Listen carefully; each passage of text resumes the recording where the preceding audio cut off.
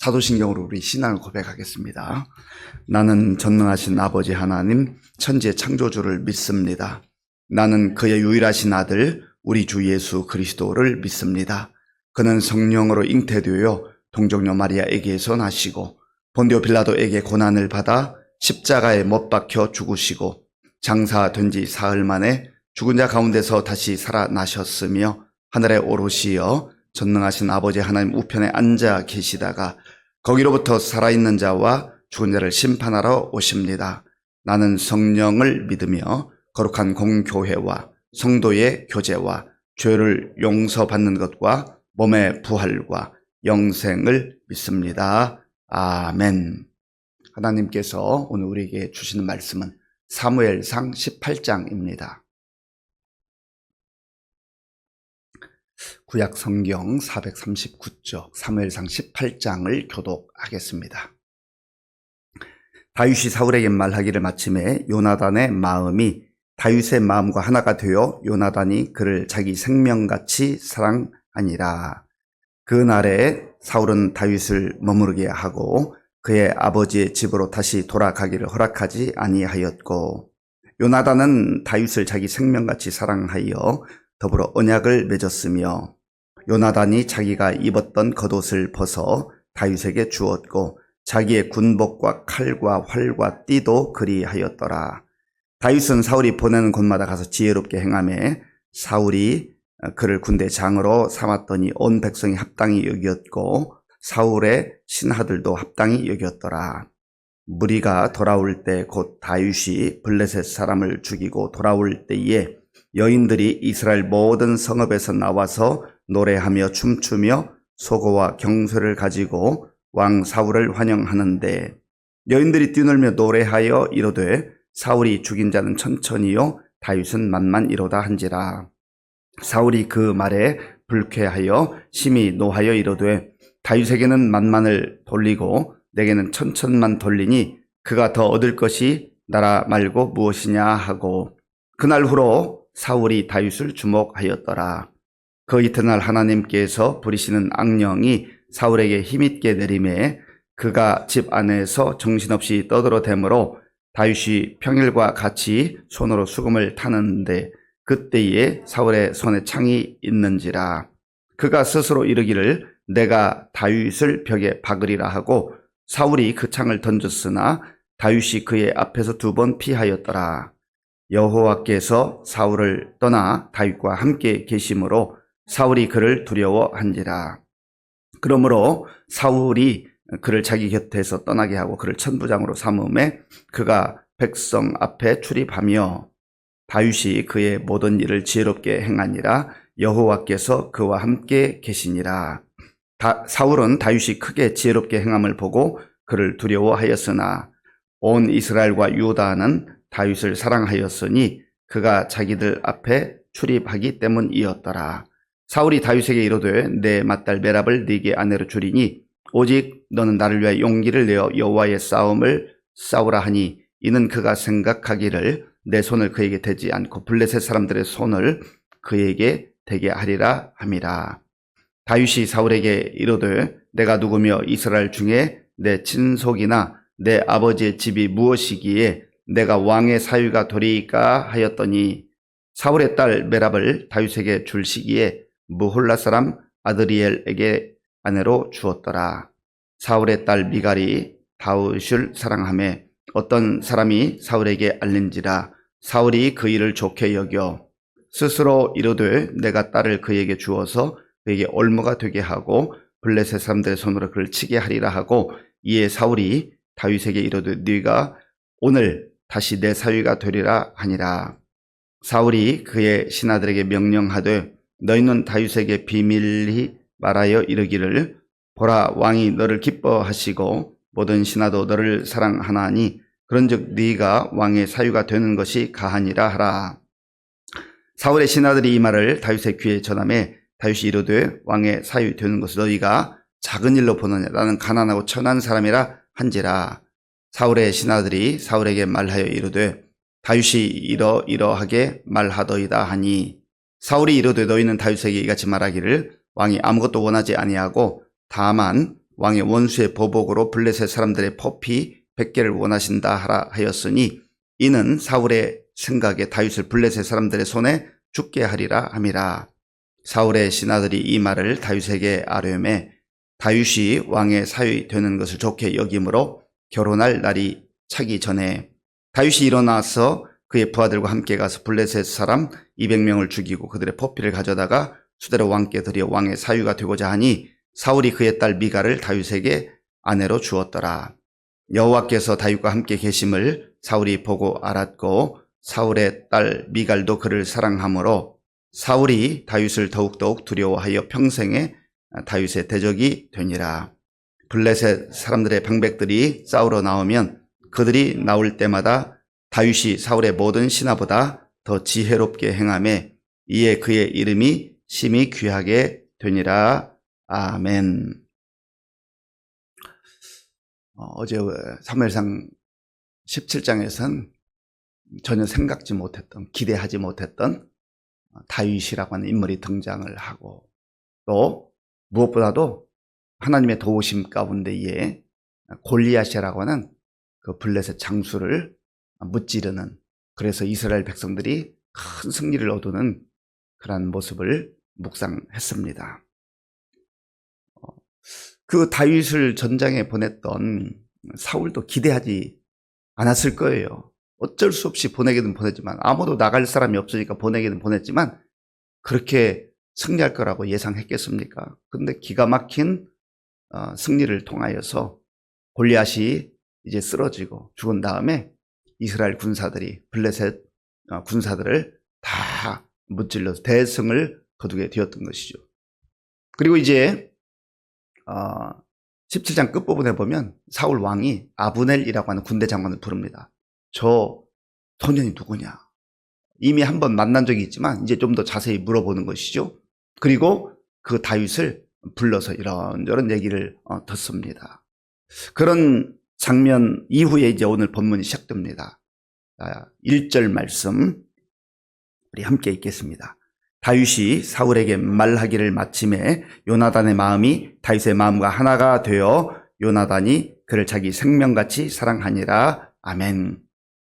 사울 왕이 불러서 다윗에게 이것저것 물으니까 대답했지 않습니까? 그리고 그 현장에 사울 왕의 왕이었던 요나단, 왕자죠.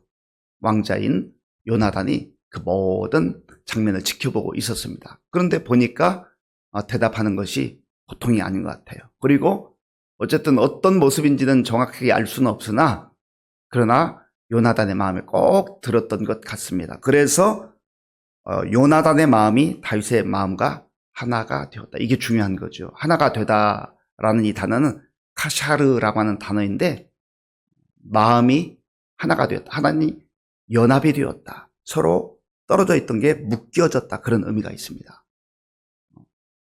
얼마나 마음에 들었는지 마음과 마음이 하나가 된 거예요. 연합된 거예요. 묶여진 거예요.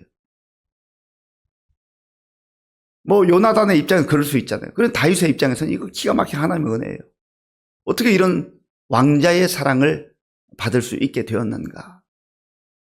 요나단이 그를 자기 생명같이 사랑하니라. 하나님이 주신 마음이지요. 그리고 무엇보다도 요나단이 사람을 볼 줄 아는 거죠. 요나단이 사람을 볼 줄 아는 거예요. 그런 마음을 갖고 있는 겁니다. 그런 눈을 갖고 있는 거예요. 사람을 보는 눈이 있어야 됩니다. 아직은 미완성이에요. 아직은 부족함도 있을 거예요. 모든 것이 완벽해서 그런 게 아닙니다. 사람을 보는 눈이 있는 거죠. 오늘 저 여러분들도 하나님께 기도할 때 하나님 사람을 보는 눈이 열리게 하여 주시옵소서. 보석 같은 사람일 수 있어요. 귀한 사람인데 아직 모난 부분이 있을 수도 있고 부족한 부분이 있을 수 있고 또 연약한 부분이 있을 수 있는데 우리는 늘 뭔가 다 이루어진 모습만 보면서 그 모습을 사랑하려고 할 때가 있어요. 물론 다윗이 골리앗을 무찌르고 큰 나라에 공을 세운 건 맞습니다만 그것 때문만은 아니잖아요. 3절에도 보면 요나단이 다윗을 얼마나 사랑했는가 하는 걸 나와요. 요나단 다윗을 자기 생명같이 사랑하여 더불어 언약을 맺었다. 그저 좋게 평가할 수 있잖아요. 좋게 생각할 수 있잖아요. 그런데 언약을 맺는다라고 하는 것은 이 사랑의 지속성을 말하는 겁니다. 성경에 보면 언약이라는 말이 많이 나와요. 약속, 언약. 하나님께서 우리에게 주시는 선물이기도 합니다. 그런데 하나님과 우리와의 약속만이 아니죠. 또 사람과 사람 사이의 약속, 언약도 중요한 겁니다. 언약을 맺었다. 우리의 사랑 변치 않았으면 좋겠다. 그리고 정말 여기서부터 왕자와 신하니까 뭐 왕정 제도가 시작된 때 아닙니까? 친구로 지낸다는 것은 사실은 요나단의 마음이 먼저 가지 않으면 그게 되겠습니까? 안 되죠. 그런데 요나단이 먼저 손을 내미는 거죠. 마음을 여는 거예요. 그리고 먼저 다가가는 겁니다. 이 귀한 거죠. 사실은 잘 보이고 싶은 사람, 그저 우리 객관적인 입장에서, 일반적인 입장에서는 다윗이 잘 보이고 싶을 거 아니에요. 다윗이 먼저 다가가고 싶을 거 아니겠습니까? 그런데 요나단이 먼저 손을 내밀었다 하는 겁니다. 4절에 보면 좀 더 구체적으로 요나단이 얼마나 다윗을 생각하고 사랑했는가 하는 것을 말씀하고 있습니다. 4절 같이 읽어볼까요? 요나단이 자기가 입었던 겉옷을 벗어 다윗에게 주었고 자기의 군복과 칼과 활과 띠도 그리하였더라. 아멘. 말로만 하는 게 아니에요. 실제 행동하는 겁니다. 실제로 행동하는. 사랑은 흔히 말할 때 명사라기보다는 동사다 그런 말 하죠. 사랑에는 수고가 따른다. 대가가 집을 둔다는 거죠. 그냥 사랑한다 말로만 되는 게 아닙니다. 하나님의 사랑도 우리에게 말씀으로만 임한 게 아니라 대가가 집을 두었잖아요. 예수님을 십자가 내어주는 그 희생이 있었지 않습니까? 부모가 자녀를 사랑할 때도 그냥 내가 너를 사랑한다 말로만 사랑하나요?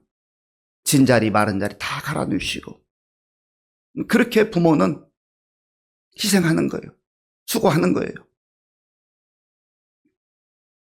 그리고 이제 다윗이 사울에 의해서 군의 중간 지도자로 이렇게 발탁이 됩니다. 그리고 백성들도 좋아하고 신하들도 좋아하고 인정받기 시작하는 거예요. 그런데 문제가 발생했습니다. 잘 나갈 때 위기가 찾아와요. 어려움이 올 수 있습니다. 이제 사울 왕을 필두로 그 군인들 이 엄청난 승리를 거두고 와가지고 이제 축제가 벌어지는 거예요. 백성들이 얼마나 좋아했겠습니까? 그런데 그러한 상황 속에서 여인들이 노래를 불러요. 이 노래가 참 좋은 노래이기도 하지만 다윗에게 있어서 굉장히 위기가 되었던 겁니다. 자, 7절을 제가 읽겠습니다. 여인들이 뛰놀며 노래하여 이르되 사울이 죽인 자는 천천히요 다윗은 만만 이로다 한지라. 아멘. 사울이 죽인 자는 천천히요. 한 1000명 정도 죽였다면 다윗은 10,000명을 죽인 훨씬 더 뛰어난 용맹스러운 용사다. 그렇게 노래한 겁니다. 이 여인들이, 이 백성들이 다윗을 좋아하고 또 칭송하는 건 좋은데 어떤 면에서 좀 지혜롭지 못한 것 같아요. 아니 지금 버젓이 사울 왕이 있는데 거기까지 생각 못하는 거죠. 그러니까 우리가 누군가를 칭찬할 때도 그 상황을 좀 잘 보고 칭찬하는 게 필요할 수 있어요. 정말 그 사람을 위한다고 하는데 어떻게 보면 그것이 그 상대방을 더 위기 속으로 몰아넣을 수 있거든요. 그래서 8절, 9절을 보면 사울 왕이 불쾌하고 이제 다윗을 다른 눈으로 보는 거죠. 자, 8절, 9절 우리 함께 읽겠습니다. 사울이 그 말에 불쾌하여 심히 노하여 이르되 다윗에게는 만만을 돌리고 내게는 천천만 돌리니 그가 더 얻을 것이 나라 말고 무엇이냐 하고 그날 후로 사울이 다윗을 주목하였더라. 아멘. 사울이 그 말에 불쾌하여 심히 노했다, 분노했다. 여기에서 사람의 크기가 결정되는 겁니다. 사람의 그 마음의 크기, 그 생각의 크기, 그 삶의 크기가 결정되는 거죠. 기분 나쁠 수 있어요. 사울도 왕인 자기가 왕이지만 기분 나쁠 수 있잖아요. 그런데 사실 역으로 생각하면, 야, 나에게 하나님께서 이런 좋은 신하, 좋은 장수를 붙여줬으니 얼마나 감사한가. 같은 상황에서 그렇게 받아들였다고 한다면 사울이 잠깐은 기분이 언짢을 수 있지만, 내가 왕이고 내 부하인데 저런 장군이 있다니 얼마나 복된가, 이렇게 생각했다고 생각해봐요. 그러면 다윗을 품을 수 있는 거예요. 다윗을 품었다고 한다면 사울의 인생이 달라졌겠죠. 그런데 분노로 살아가는 거예요. 자기 그 생각을 넓히지 못하고 오히려 더 축소된 마음, 그리고 옹졸한 마음으로 시기하고 분노하고, 그때부터 다윗을 주목하고 죽이려고 하는 거죠.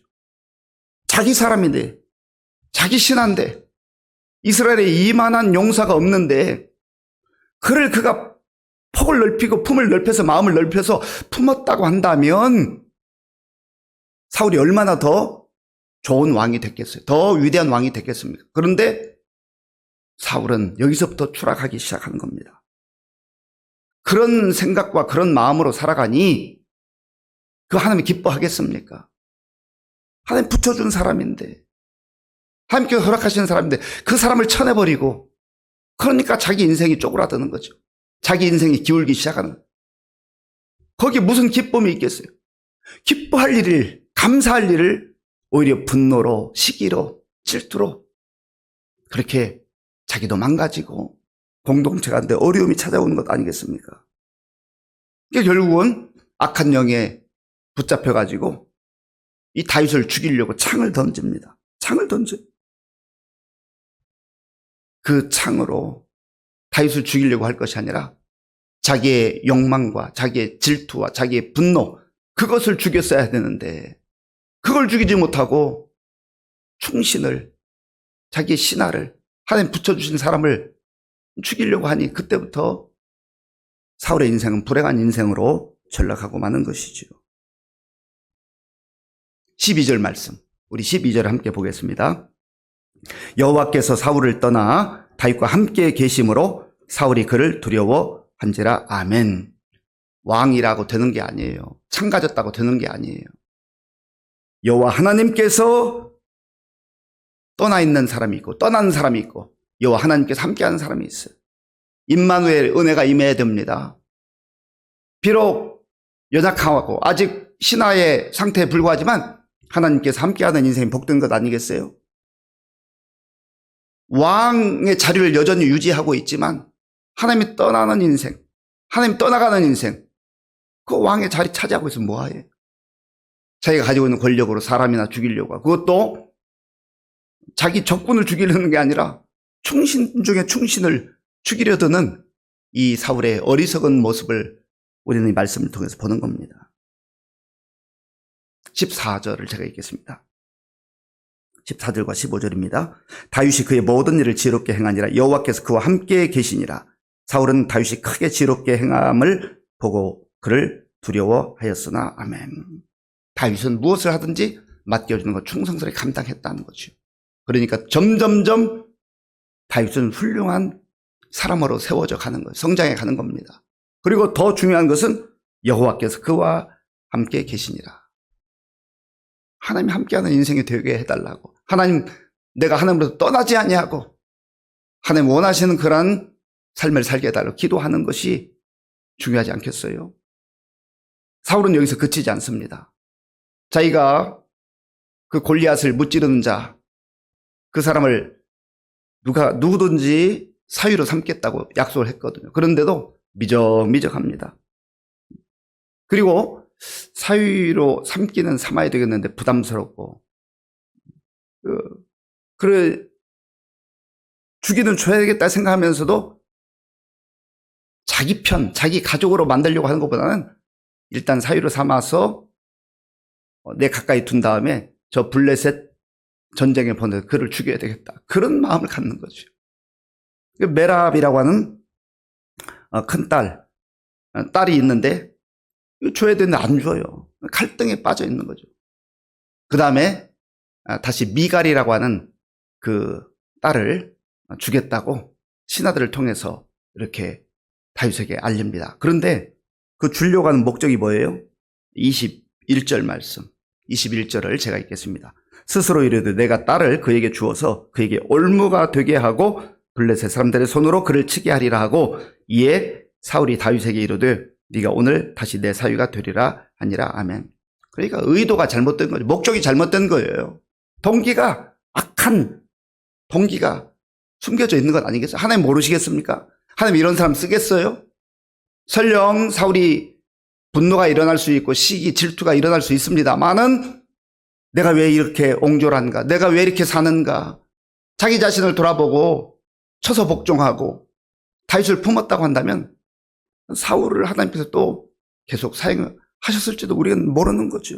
그런데 계속해서 추락하는 겁니다. 결국은 실제 이 다윗을 죽이기 위해서 블레셋 사람 100명을 죽여서 증거를 가져오면 내가 사위 삼겠다. 죽이려고 한 거예요. 그러니까 200명을 가서 죽이고 증거로 제시하자. 이제 사위를 삼을 수밖에 없었습니다. 그런데 보세요.